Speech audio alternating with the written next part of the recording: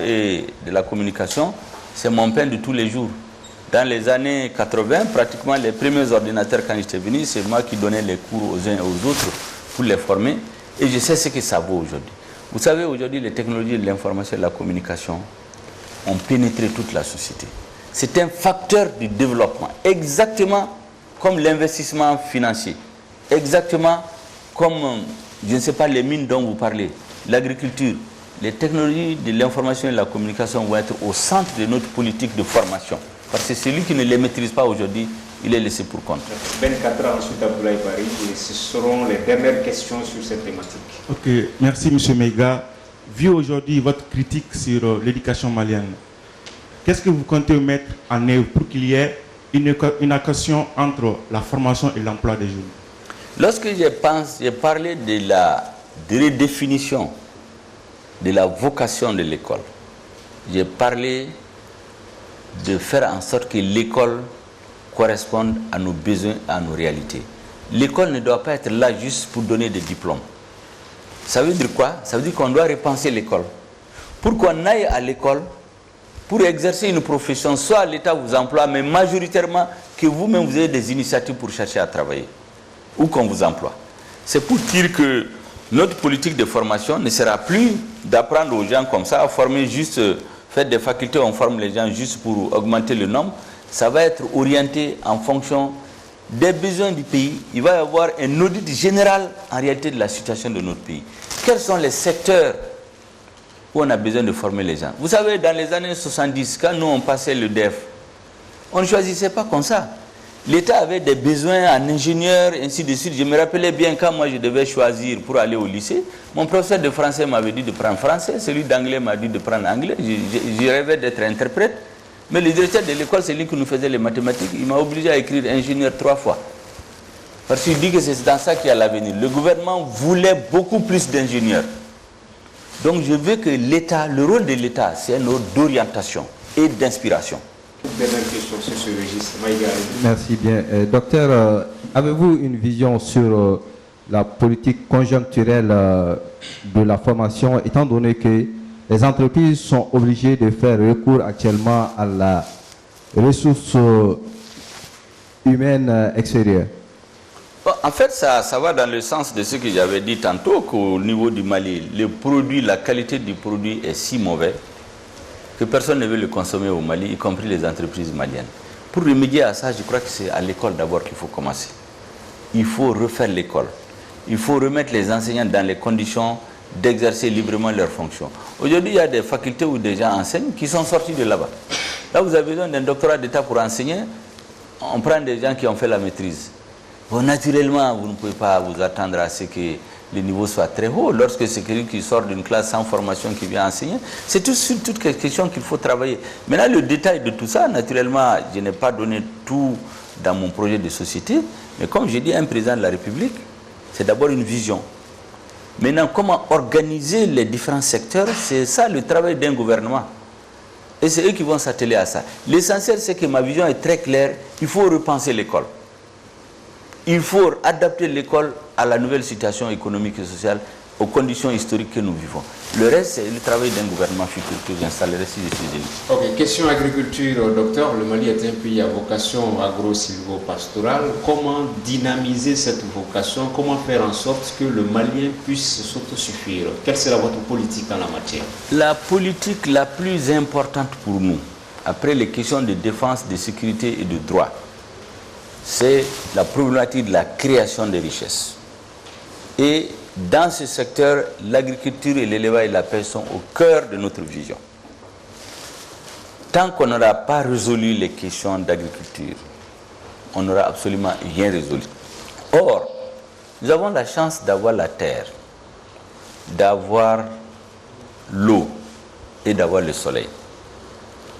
Je vais vous raconter une petite histoire. Lorsque le fameux projet sucrier dont vous avez entendu parler, qui a pris 60% de mon temps pendant 2 ans quand j'étais ministre, quand c'est arrivé à un niveau de maturité, on a invité les futurs investisseurs à venir. Il y a un Sud-Africain qui est venu ici, je l'ai amené à Nyono. Quand il s'est assis, il a pris la terre, il l'a malassé dans les mains, il a regardé. Le monsieur a failli pleurer. Il me dit qu'avec ça, nous on ne chercherait rien d'autre. votre pays ne doit pas être un pays pauvre. Je suis venu de raconter la petite histoire au président de la République qui m'a dit qu'effectivement, il est conscient du fait qu'il faut investir profondément dans l'agriculture. C'était au moment où on débattait sur la loi d'orientation agricole. Donc c'est pour vous dire honnêtement que je suis convaincu que le salut du Mali, c'est dans l'agriculture. Il faut la mécaniser, il faut la moderniser, mais il faut tenir compte un peu de la nature de nos sols. Tant qu'il n'y a pas des investissements massifs dans l'agriculture, sa modernisation, la politique des tracteurs, des engrais, des petits matériels agricoles, l'encouragement des jeunes en investissant dans le secteur, ceux qui veulent aller, qui créent des entreprises dans le domaine agricole, qu'on les aide à monter ces entreprises, qui produisent plus de riz, plus de lait, plus de viande, pour les revendre au Mali et dans la sous-région. Si on s'occupe de ça, on peut être les meilleurs. Et qui on est les meilleurs dans l'agriculture, vous tenez le cordon de la force dans la sous-région, en plus de la force militaire. Ok, M. Mega, sachant aujourd'hui que l'agriculture est un pilier de l'économie malienne, et sachant que tout État doit aller vers l'autosuffisance alimentaire, mais aujourd'hui nous constatons que les jeunes et les femmes sont moins majoritaires en matière d'agriculture. Quelle sera votre politique pour favoriser l'accès des jeunes et des femmes en matière d'agriculture? Accès des jeunes et des femmes à la terre. À la terre. En réalité, aujourd'hui, la question principale qui se pose, je pense au niveau de notre État, c'est réorienter la pensée même du rôle des jeunes et des femmes dans la société. Moi, je pense honnêtement que pour encourager les jeunes à aller, ce n'est pas du jour au lendemain que ça se fait. Si aujourd'hui l'État organise tout un système éducatif, de financement, de promotion, d'encouragement de l'agriculture, vous allez voir, il y a des gens qui ont fait les Sciences Po là, qui vont aller dans l'agriculture. Ils vont aller faire les gestionnaires, ainsi de suite. Donc la première des choses, c'est qu'il y ait toute une philosophie qui soit expliquée, qu'il y ait la forte communication là-dessus, mais pas seulement la communication, mais que les instruments suivent, les instruments de financement, d'encouragement, de promotion. Je pense que c'est ça qu'il faut faire. Si cela est fait, vous allez voir, il y aura une grande gueule vers l'agriculture. C'est quand je disais tantôt que ce n'est pas normal que quelqu'un finisse l'hyper et qu'il vienne s'asseoir à Bamako pour être vacataire dans une école alors qu'il y a la terre et le sol. Peut-être que ce dernier n'a pas les moyens d'aller. S'il sait qu'en s'investissant dans ce secteur-là, il peut être financé. S'il se met en GIE, il peut être financé, accompagné, encouragé. Certainement, vous voulez des milliers de jeunes et de femmes qui vont s'occuper de ce secteur-là. Voilà un peu notre vision sur la question. Monsieur Maïga, votre vision, elle me semble être une très bonne vision, mais au-delà de la rhétorique, elle n'offre pas de visibilité quant au procédé que vous allez utiliser. On va moderniser, on va mécaniser. M. Maïga, le ticket d'en face, il peut dire on va mécaniser l'agriculture, on va la moderniser, mais comment concrètement allez-vous faire? J'ai expliqué tantôt qu'un président de la République, ce n'est pas un exécutant.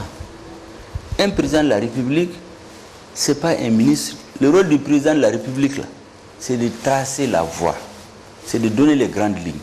Il met un gouvernement pour exécuter. Chaque ministre, vous verrez, si moi je suis élu président, il y a des ministres que je vais amener à ma table pour discuter tête à tête sur le dossier, peut-être avec le Premier ministre. Il n'y aura plus ce mythe de dire le président, il ne veut rien comprendre, il est au-dessus de la mêlée. Je vais discuter avec eux pour savoir si lui-même, il a une idée de ce que nous voulons. Maintenant, il y a quelques idées quand même que j'ai, parce que pour discuter avec quelqu'un, il faut comprendre. J'ai dit aujourd'hui, on peut déterminer le niveau de mécanisation de notre agriculture. Combien de tracteurs nous avons dans notre agriculture? Combien de personnes possèdent les charrues? Combien de personnes ont la possibilité d'acheter les engrais? Ceux qui ne peuvent pas l'acheter, quelles sont les conditions qu'il faut créer pour qu'ils puissent les acheter? Ça, c'est des questions pratiques, mais qui vont relever des ministres. Donc, j'ai une idée très claire d'une façon globale, mais je ne suis pas seulement dans la rhétorique. Ce n'est pas le boutiquier qui va demander l'agriculture. Le boutiquier, lui, c'est le commerce du détail qui va l'intéresser. Ça, il y aura un sujet spécialement, il y aura un chapitre sur le commerce du détail. Mais l'agriculteur, le paysan qui est chez lui, ou l'éleveur qui a des animaux, au lieu d'avoir 1000 têtes qu'il ne peut pas nourrir, qui meurent tous les 2 ans, il faut l'éduquer pour vendre les 800 têtes, investir l'argent pour bien faire une bonne politique d'élevage avec les 200 têtes qui restent. Mais il a besoin de ça, d'être orienté par un gouvernement qui sait là où il veut, par un président qui a de la vision. Voilà un peu ma façon de voir. Les commerçants détaillants, vous savez que quand j'étais ministre, j'ai initié à la demande du président de la République, il est vrai, parce qu'il ne faut pas faire parce que le président n'est pas là qu'on dise qu'il ne pensait à rien. C'est le président qui a demandé de penser à ce secteur. Il a tracé la vision, il m'a dit, vous êtes le ministre, trouvez-moi la solution. 2 ans après, je l'ai déposé sur la table, le projet d'appui aux commerçants détaillants, qui fait le bonheur de beaucoup de détaillants 6 ans après ma sortie du gouvernement. Voilà un peu, cette image-là donne un peu ce qu'on attend d'un président et de ses ministres. Et ça, c'est dans tous les domaines que je pense que nous allons faire. Dernière question agriculture, M. Maïga. Merci. Docteur, votre vision de l'agriculture est l'augmentation de la productivité. Est-ce que vous avez une vision de transformation de cette production en industrie? Absolument. Vous savez, quand on parle de production agricole, si l'industrie de transformation et les réseaux de distribution ne sont pas assurés en aval, vous allez avoir des producteurs avec beaucoup de produits sur les bras qui vont pourrir. Ça peut être des mangues, ça peut être des bananes, ça peut être tout autre produit. Donc, nécessairement, il faut avoir une vision globale. Quand vous avez l'industrie sucrière, quand vous produisez le sucre, il faut avoir des filières de distribution pour le vendre au Mali et dans les autres pays et enrichir les Maliens. Au lieu d'aller payer le sucre qui est produit en Europe, qui est subventionné au Brésil. Le Mali, par exemple, aujourd'hui, le Mali ne peut même pas satisfaire le tiers de ses besoins en sucre. Pourquoi ne pas produire ici et le vendre dans les 200 millions auprès de l'UEMOA où il y a plus de 200 millions de consommateurs? Donc, c'est nécessairement qu'il faut qu'en plus de l'investissement dans l'agriculture proprement dite, qu'il y ait des investissements dans les industries de transformation, qu'il y ait des investissements dans le domaine de la commercialisation ou des orientations tout au moins qui puissent être données. Et ça va nécessiter certainement d'autres infrastructures aussi. Tout est lié en réalité. C'est pourquoi j'ai parlé du secteur économique d'une façon générale, sans rentrer dans les détails à la faveur de ce débat. Okay. L'avant-dernier thème de cette émission, docteur, c'est la santé.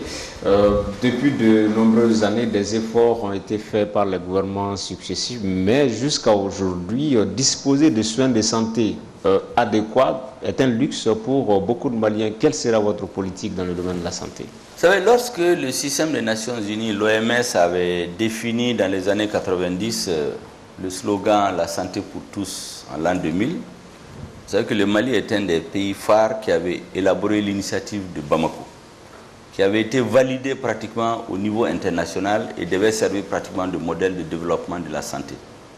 Et ces dernières années, en tout cas avant le coup d'État, moi j'ai suivi la politique sanitaire du Mali, elle allait dans ce sens. La politique des médicaments essentiels, l'accès du plus grand nombre aux soins de santé, l'accès des plus pauvres, des plus démunis aux soins de santé. Je pense que cette politique, il faut continuer à la consolider. Mais la réalité, c'est que les gouvernements ne doivent pas cacher la vérité à la population. Le niveau de croissance de notre population, la multiplication des maladies aujourd'hui sont tels que les investissements qui sont faits dans la santé aujourd'hui ne suffisent pas. Il y a ensuite la qualité des hommes, les niveaux de formation. Vous n'avez pratiquement que l'école de médecine où on sait comment ça marche là-bas. Il n'y a pas beaucoup d'écoles qui forment les agents de santé. Donc il faut des investissements massifs dans la santé, essentiellement dans la formation et dans les infrastructures. C'est une façon de résoudre le problème sans prétendre le résoudre totalement. Parce que l'un des grands problèmes dans notre société, c'est que le rythme de création des richesses à redistribuer ne correspond pas aux besoins de la population qui croit, parce que les richesses ne suffisent pas. Malgré l'aide extérieure, nous n'arrivons pas à faire face aux principaux besoins sociaux. Ça, c'est ma vision des choses. Maintenant, comment trouver des solutions à ça? Je dis un problème bien posé, il est à moitié résolu. Il suffit de trouver des gens compétents, un président qui a une vision, des ministres qui sont formés pour faire le travail. Pas des ministres qui viennent à partir des CV. On envoie des CV, on prend des gens qui ne savent même pas comment tenir une réunion. J'ai dit que même dans une ONG, quand vous voulez recruter quelqu'un, après le CV, on fait l'interview avec lui pour savoir qui il est. Mais au Mali, il y a des gens, ils deviennent ministres. Personne ne sait d'où est-ce qu'ils sont venus. Ils ont envoyé un CV. Souvent même des faux CV. Les journalistes ne font même pas d'enquête. Il y a plein de faux CV que c'est après que les gens en parlent. Bon, il faut donc des hommes compétents. C'est au chef du gouvernement de mener l'enquête à ce niveau-là, pas les journalistes. Je ne lance la pierre à personne, mais si le chef du gouvernement ne mène pas l'enquête, il faut que vous me faites votre travail après. D'accord. Puisqu'on dit, vous faites allusion à quel ministre, par exemple, qui a un mauvais CV? Mais vous pouvez être convaincu que je ne vais pas donner le nom d'un ou des ministres ici. Je sais simplement qu'au Mali, il y a des gens qui sont pris sur la base des CV. Je trouve que ce n'est pas normal. D'accord. Je ne dis pas qu'il y a des gens qui sont mauvais, mais dire qu'au Mali, Moi, c'est le Mali où j'ai vu, on dit d'envoyer les CV. Et à partir de là, on est ministre. Mais ça, il faut l'arrêter aussi. D'accord. Il faut au moins connaître les gens, savoir qu'est-ce qu'ils ont fait par le passé, les avoir testés quelque part, que les gens les connaissent. Ce n'est pas après l'avoir fait ministre qu'on se rend compte qu'il ne peut pas, et le président ne peut plus le sortir. Il reste là comme un poids mort. Mais ça, il ne peut pas faire prospérer la vision d'un président de la République parce qu'il n'est pas venu pour ça. D'accord. Pour revenir sur la santé, docteur, il y a une image qui est symptomatique de la perception des dirigeants africains des infrastructures sanitaires hospitalières. La plupart du temps, ils ne se font pas consulter dans leur pays respectifs parce que peut-être pour eux le plateau technique n'offre pas beaucoup de garanties et tout. Le président élu que vous serez au sortir de cette présidentielle, est-ce qu'il va miser sur donner du crédit aux infrastructures nationales, se faire consulter souvent au pays pour ne pas aller souvent au Maroc, au Maghreb, en France, etc. Vous savez, c'est les pays que vous citez là. À un moment donné, ils étaient dans la même situation que nous. Mais c'est parce qu'à un moment donné, les présidents ont eu de la vision. Et ils ont choisi des hommes pour la mettre en œuvre que la situation s'est améliorée chez eux. J'ai dit, chez nous, il faut faire des investissements massifs pour élever le niveau des hommes, la qualité des hommes et faire le plateau technique. Si ces conditions sont réunies, je ne vois pas pourquoi les gens iront à l'extérieur, mais dans tous les cas, même si je suis président de la République, vous n'allez pas me prendre à défaut. Si tout ce qui peut être traité au Mali, on le fera. Mais vous ne pouvez pas compter sur un président tout simplement parce qu'il a dit pendant la campagne que quand on lui dit qu'il a une maladie incurable, il doit aller au Maroc ou en Tunisie, il va dire non, j'ai pris une promesse, je préfère mourir. Moi, je ne dirais pas ça.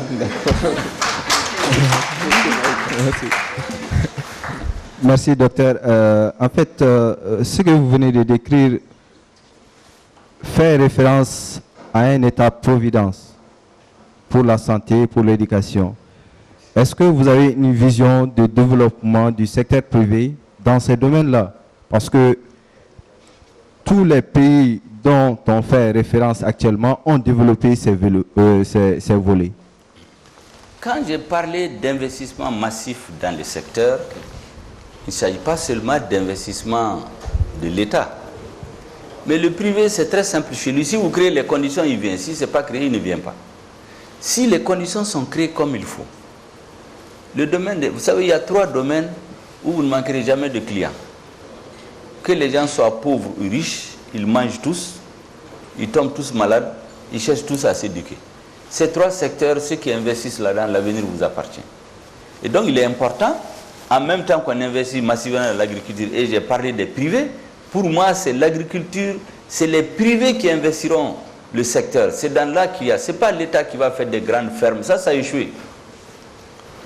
Dans le domaine de l'éducation et la santé, l'État ne peut pas ne pas être au centre du processus. Parce que l'éducation doit être quelque chose à quoi tout le monde doit avoir accès. Fondamentalement, moi j'ai marché à pied pendant pratiquement jusqu'à 9e année, je faisais 8-10 km pour venir à l'école. Celui qui m'a mis à l'école, c'est sous des périodes que j'ai fait mes premières années. Je l'ai recherché d'ailleurs quand je suis devenu ministre jusqu'à ce que je l'ai vu, on est des grands amis. Mais s'il n'y avait pas ces facilités-là, moi je ne serais jamais à l'école, à fortiori venir dire que je vais être président de la République. Donc on ne peut jamais ôter cette possibilité aux enfants de ceux qui n'en ont pas les moyens. Mais il faut aussi créer les conditions pour que ceux qui veulent payer pour les études de leurs enfants puissent le faire. C'est la même chose pour la santé. Donc le secteur privé aura un rôle à jouer, un rôle important mais complémentaire de ce que l'État doit faire. L'éducation et la